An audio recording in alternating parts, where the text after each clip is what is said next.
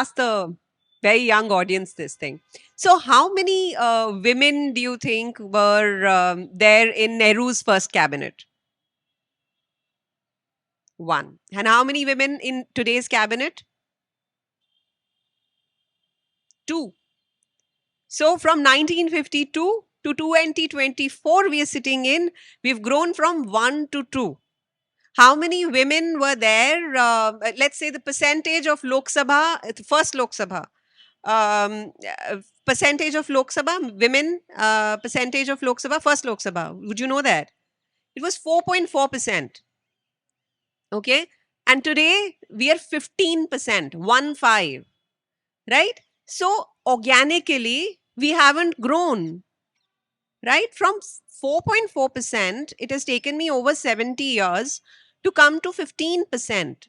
How much longer do I have to wait for that share in power? Now, so I'm often asked, why women's reservation?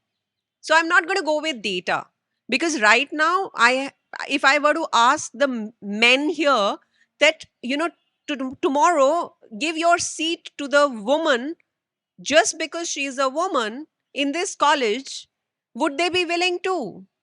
No. Then why should a member of parliament give it to a woman? So what do women as policy makers bring to the table? I think it's a very unique aspect that they bring to the table as far as policy making is concerned. So, what I've also talked about in the book is this example that Renuka Chaudhary had given while she was giving me an interview for this book. She said that, they had to start a bus service in a village from one point to another point.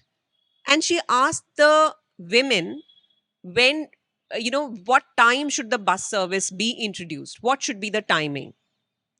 And the women, calculated and they said, सुबह start कीजिएगा, दोपहर में नहीं, सुबह start कर दीजिए, और जब बच्चे स्कूल से आए तब दोपहर में कर दीजिए. So the bus can go like at 7 o'clock towards the school, and वापसी में 3:30 कर दीजिए, हमारे बच्चे ठीक हैं. So the women thought of the children and the school timing.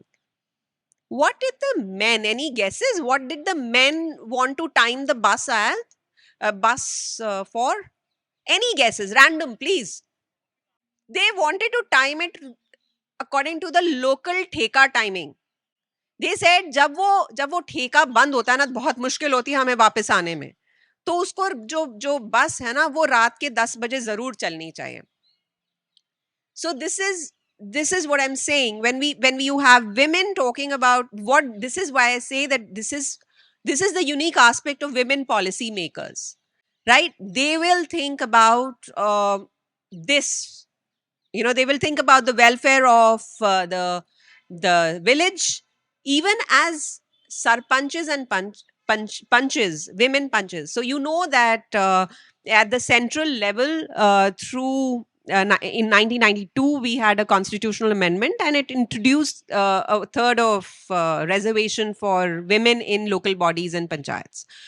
Now, there have been proper studies done there, which actually say that women headed, panchayats headed by women do better on social and not economic so far, but yes, social criteria and health criterias as well.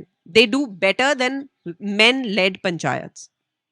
So women as policy makers are definitely, better, and they think of overall development. Again, why do we need reservation is not just because of the women qualitatively what they bring to the table, but also if I represent 50% of the population, why shouldn't I represent my interests within the within parliament and legislative bodies?